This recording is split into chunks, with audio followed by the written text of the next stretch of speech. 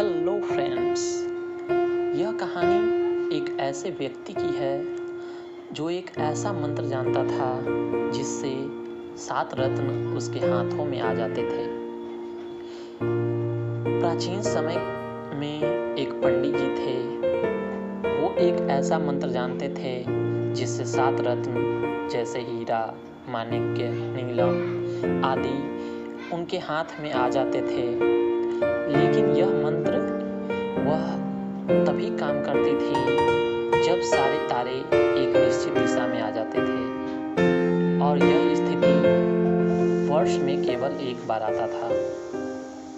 यानी पंडित जी यह मंत्र वर्ष में एक ही बार बोल सकते थे। पंडित जी इस मंत्र से काफी अमीर हो गए थे, लेकिन दुनिया को दिखाने के लिए वे साधारण कपड़े पहनते और घर पर बच्चों को ट्यूशन पढ़ाया करते थे। उनका प्रिय शिष्य इस मंत्र वाली बात को जानता था। एक बार पंडित जी को विदेश यात्रा करने की इच्छा हुई। उस समय लोग टमटम, रथ, बैलगाड़ी या पैदल ही विदेश यात्रा कर लिया करते थे। वे अपने प्रिय शिष्य को लेकर यात्रा पर निकल गए। उन्होंने बहुत से स्थानों की यात्रा की। वे यात्रा करते करते एक सुनसान जगह पर चल दिए।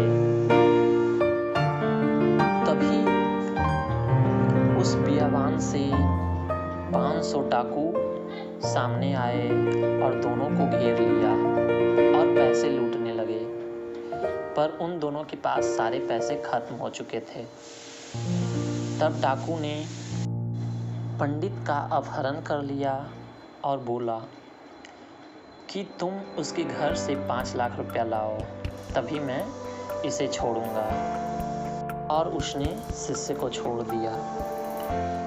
शिष्य ने पंडित के कान में बोला कि किसी भी परिस्थिति में आप इन्हें मंत्र वाला बात नहीं बताइएगा।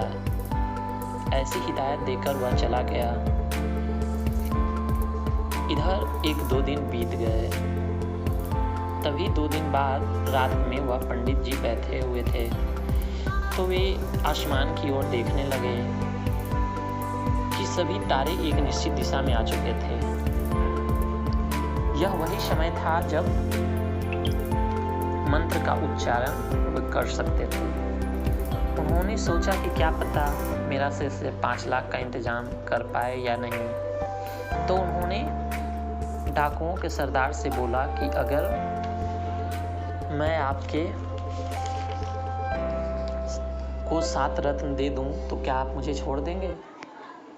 इस पर सरदार बड़ा ही प्रसन्न हुआ और कहा कि हाँ, क्यों नहीं, क्योंकि 7 रत्न की कीमत तो करोड़ों में होती है।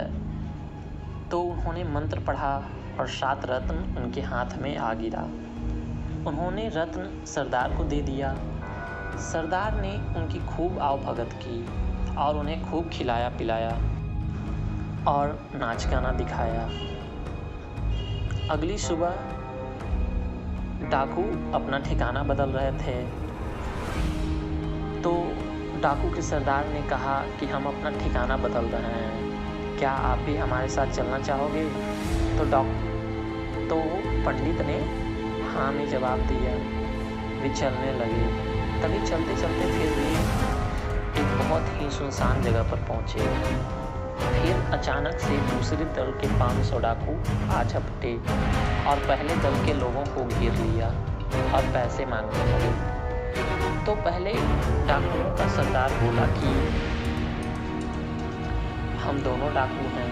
डाकू मौसेरे भाई होते हैं।